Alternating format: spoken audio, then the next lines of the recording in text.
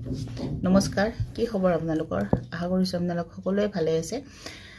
ভাবিলোঁ দুটামান কথা আপোনালোকৰ লগত শ্বেয়াৰ কৰোঁ। বিশেষকৈ আমাৰ মাইকী মানুহৰ ক্ষেত্ৰত এইটো ঘটনা ঘটে, সকলোৰে ক্ষেত্ৰত নহয় দে। কি হয়, আমি এখন ঘৰত প্ৰত্যেক ছোৱালীবিলাকৰ যেতিয়া এটা উপযুক্ত বয়স হয়, যেতিয়া নিজেই নিজৰ গোটেই কাৰোবাৰ পঢ়া শুনা নিজেই এটা উপযুক্ত বয়সত ঘৰৰ মানুহে যেতিয়া ভাবে বা হয়তো কোনোবা কাৰোবাৰ এক্সিডেণ্ট অনুসৰি প্ৰেম বিবাহ হয়, কাৰোবাৰ মানুহৰ ঘৰৰ এৰেঞ্জ মেৰেজ আৰু লাভ মেৰেজ দুটা, যিকোনো আমাৰ বিয়া হৈ যোৱাৰ পিছত কথাটো, আৰু বিয়াটো আমাৰ যেনেকৈ নহওক, বিয়া হৈ যোৱাৰ পিছত আমি এখন নতুন ঘৰত আমি এডজাষ্ট হ'ব লাগে।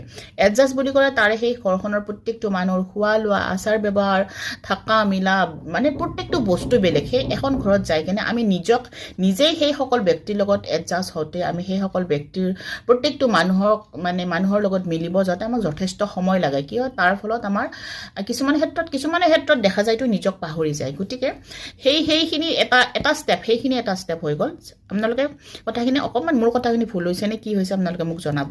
কাৰণ কিয়, মোৰ মনোভাৱ সেইখিনি দেখি আহিছোঁ বহুতৰ ক্ষেত্ৰত। কাৰণ কিছুমান কথাই বৰ আমনি কৰে কেতিয়াবা। যেতিয়া কি হয়, বহুতৰ কি হয়, আকৌ আমি যেতিয়া এখন শহুৰৰ ঘৰত ওলাই বিয়া হৈ গুচি যাওঁ, তাতে গোটেইখিনি আমি এডজাষ্ট কৰি সেইখন ঘৰত চলিব লাগে। তাৰপিছত কি হয়, আমি আকৌ মানে যেতিয়া আমাৰ ফেমিলিবিলাক ডাঙৰ হৈ যায় আৰু বেলেগে বিয়া পাতিব, কি হয়, আমি একেলগে থকা সম্ভৱ হৈ নপৰে। গতিকে নিজাকৈ এখন ঘৰ লাগে। সেই নিজাকৈ ঘৰ লাগিলে সেই ঘৰখন বনাবলৈ যথেষ্ট কষ্ট দুয়োজন ব্যক্তিৰে হয়, পুৰুষৰে হওক বা মহিলাৰে হওক। কিন্তু যেতিয়া কিবা এটা কথা, যেতিয়া কিবা এটা কাজিয়া হয়, যেতিয়া কিবা এটা যিকোনো এটা মহিলাগৰাকী, কেতিয়াবা হয়তো মহিলাগৰাকীৰে ভুল হওক, হয়তো মহিলাগৰাকীৰে ভুল নহওক, সেই মহিলাগৰাকী সেইখন ঘৰৰ পৰা উলিয়াই দিয়া কিয় হয় মই বুজি নাপাওঁ।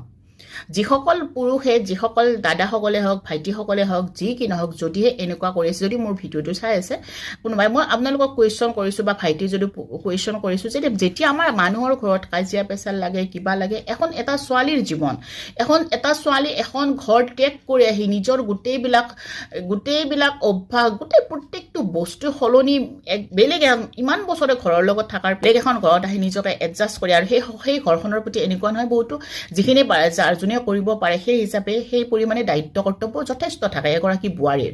কোনোবাই নকৰে, সেইটো বেলেগ কথা, সেই সকলো কথা মই ক'ব নাযাওঁ। কিন্তু ইমানখিনি কৰাৰ পিছত, ইমান কষ্ট কৰি এখন ঘৰ কৰাৰ পিছত সেই ঘৰখনৰ পৰা সেই বোৱাৰীগৰাকীক কিয় উলিয়াই দিয়া হয়? তেতিয়াহ'লে সেই বোৱাৰীগৰাকীক এখন ঘৰৰ পৰা উলিয়াই দিয়ে, প্ৰথম বিয়া দিয়াৰ পিছত আকৌ নিজাকৈ এখন ঘৰ হয়।